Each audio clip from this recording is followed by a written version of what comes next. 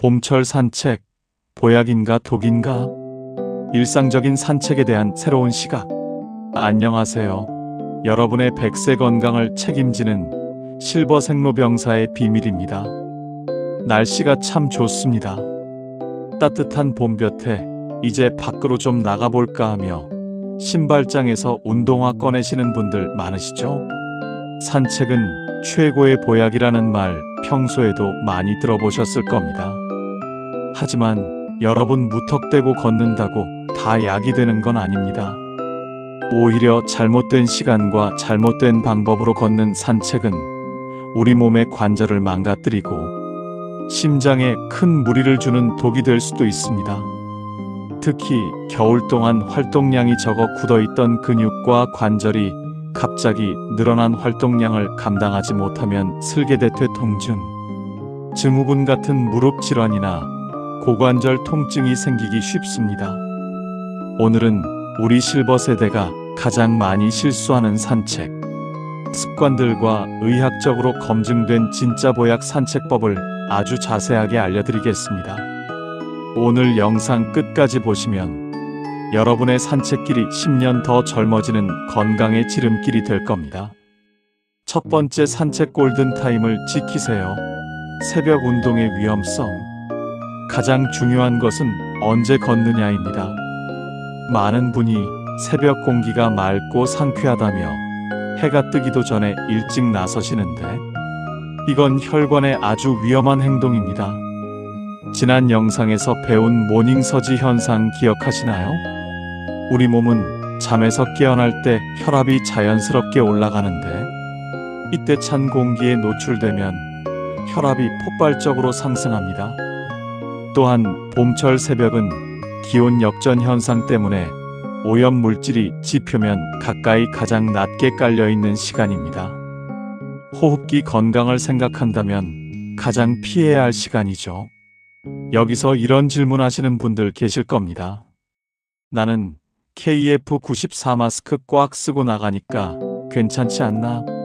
라고 말이죠.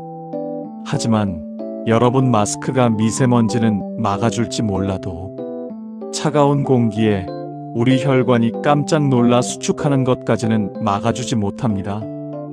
마스크를 써도 피부에 닿는 찬 바람이 혈압을 올리기 때문에 여전히 위험합니다. 가장 추천하는 산책 골든타임은 오전 9시 이후부터 오후 4시 사이입니다.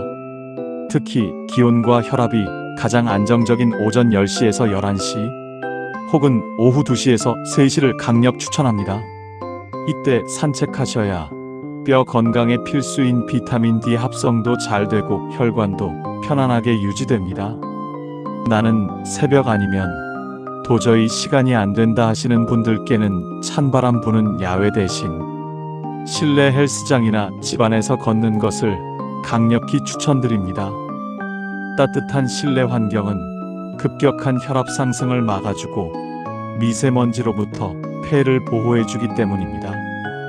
특히 헬스장의 러닝머신은 딱딱한 아스팔트보다 무릎 충격이 훨씬 적어서 관절이 약하신 분들에게는 새벽 실외 산책보다 훨씬 더 안전한 보약이 될 수 있습니다.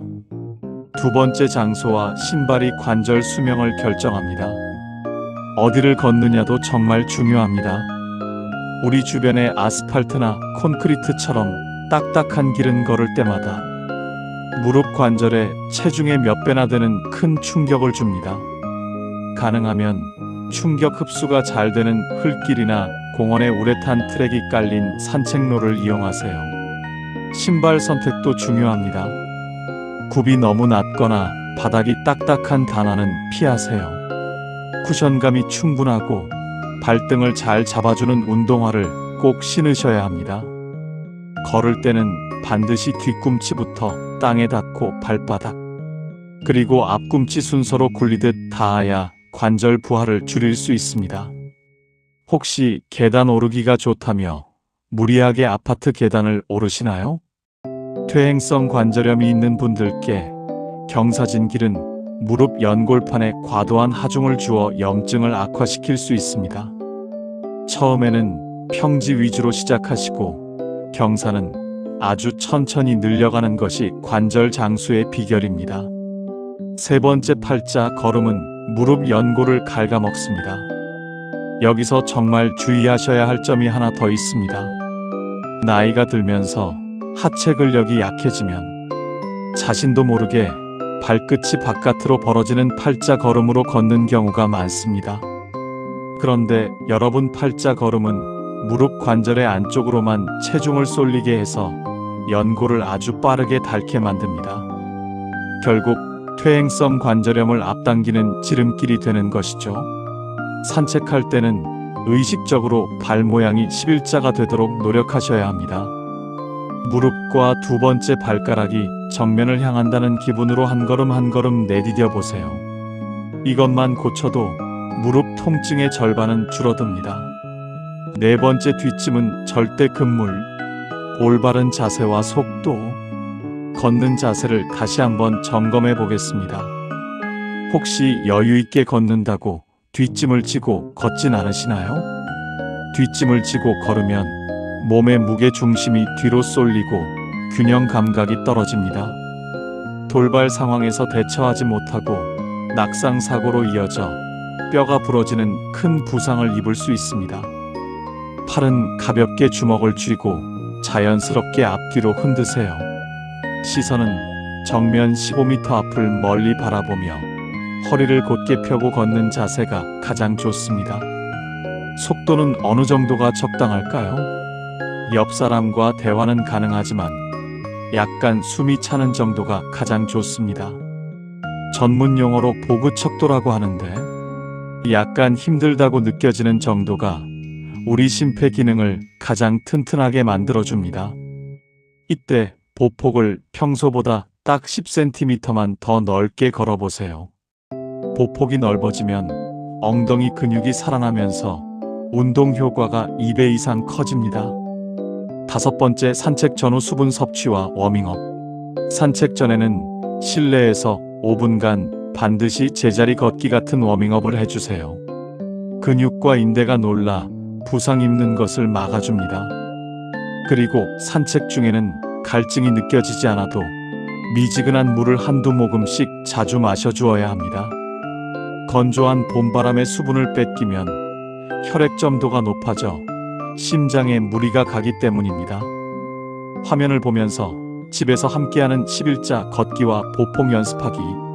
자, 이제 산책 나가기 전에 실내에서 저와 함께 직접 연습해 보겠습니다.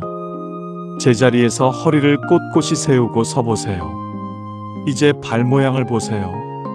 발끝이 밖으로 벌어지지 않았나요? 의식적으로 발을 11자로 나란히 맞춰보세요. 그 상태에서 무릎을 천천히 들어 올리며 제자리 걸음을 해보겠습니다. 하나, 둘, 하나, 둘. 무릎이 정면을 향하고 있나요? 잠시 유지해주세요. 이제 보폭 연습입니다. 평소보다 한 뼘만 더 멀리 발을 내디뎌 봅니다.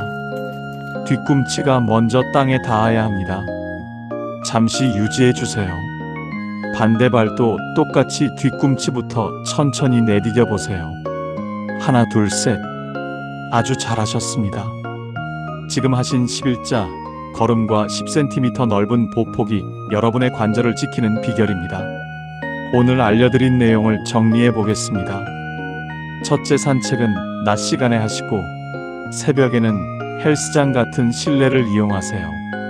마스크로도 찬 공기는 막을 수 없다는 점 꼭 기억하시고요. 둘째, 딱딱한 길은 피하고 쿠션 있는 운동화를 신으세요. 셋째, 연골을 망치는 팔자 걸음 대신 11자 걷기를 하세요. 넷째, 팔을 흔들며 10cm만 더 넓게 걸으세요.